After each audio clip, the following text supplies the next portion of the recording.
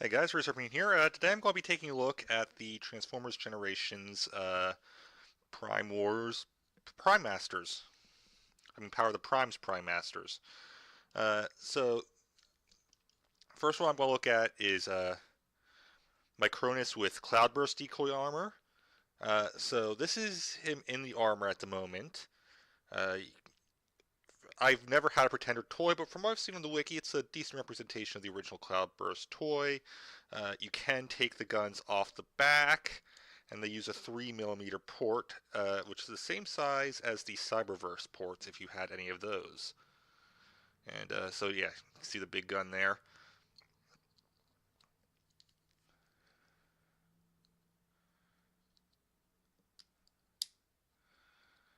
Now, of course, it is a Pretender shell. They're calling it decoy armor in this line, but it's the Pretender shell, so you have a little tiny Titan Master sized robot that is designed to resemble the original Cloudburst toy. I can't get too much detail due to my camera. Unfortunately, I am still working on getting that. Hopefully, it will be soon. Uh, for us on the wiki, it's got details that should have as a Titan Master type figure. It can fold up. In this case, to become a spark of one of the 13. This is the spark of Micronus, the one that represents minicons. And in this mode, it can be put in as a head for any Titans Returns deluxe or bigger figures. It can be put into most of Titans Returns and Power of the Prime's Legends class figures to ride in.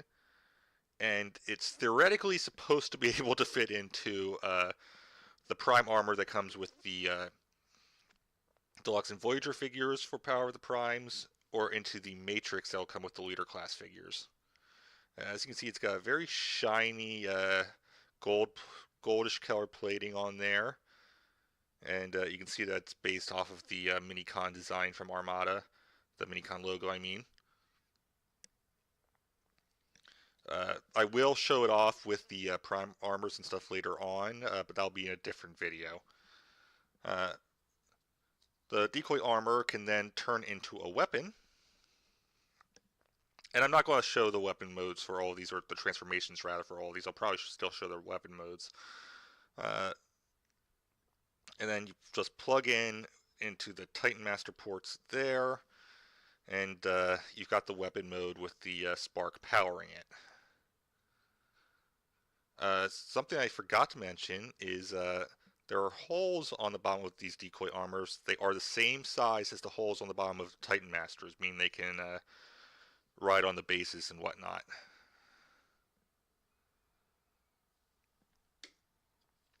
Then we have Vector Prime with a Metal Hawk decoy armor, and I'm kind of happy with this because this is the closest I'm ever going to get to getting a Metal Hawk. They tend to be very expensive, and Metal Hawk I started to get into thanks to the comics that were being written, which I desperately need to catch up on. But the IDW comics. I didn't really mention it before the humanoid ones, you have a little face area for them to see the robot face, which is a nice touch. See, this is very much a mechanical Pretender shell as opposed to the more human-based shells that the Autobots would have had originally. Personally, I prefer these types, but that's just me. So, of course, it opens up. You get the Titan Master out, which can be difficult, by the way. They can get in there tight. I keep calling them Titan Masters, the Prime Masters. Uh, so you have a little tiny Metal Hawk type robot in there, and again folds up into a spark. In this case, it's Vector Prime, and I don't know why Vector Prime's symbol seems to be a constellation, but that's what it is. I would have gone with a clock or something personally, since he's the one based around time. And of course, you get a big gun from this one.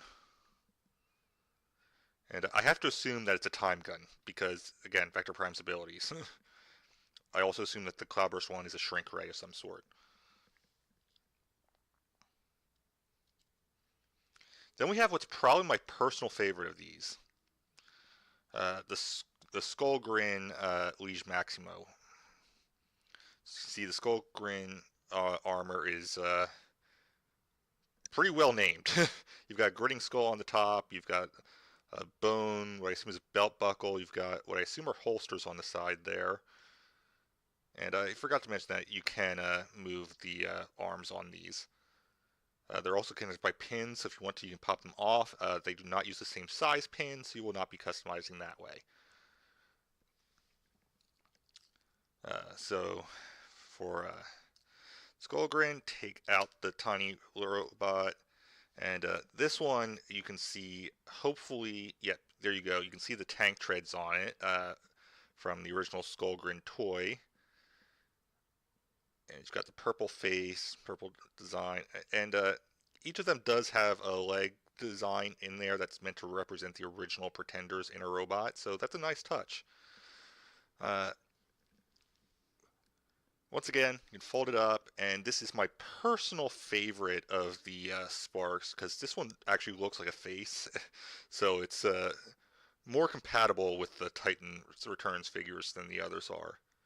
Not there's anything necessarily wrong putting the other side's Titan faces, but this is my personal favorite overall. I mean, look at it. It looks like an evil face. I love it. And Liege Maximo Spark seems to be basically turning people into Loki. And again, you have the weapon mode, which again is my favorite of the weapon modes. You get like a hook thing. It's the only melee weapon mode so far, so it's just a nice thing to have.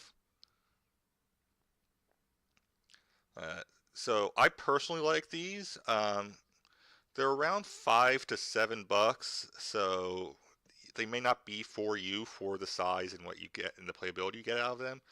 But I've kind of been interested in Pretenders for a while, but they're so expensive. These gives me a cheap alternative, and I get to use them with other figures, which I will be showing later on. So that's all for now.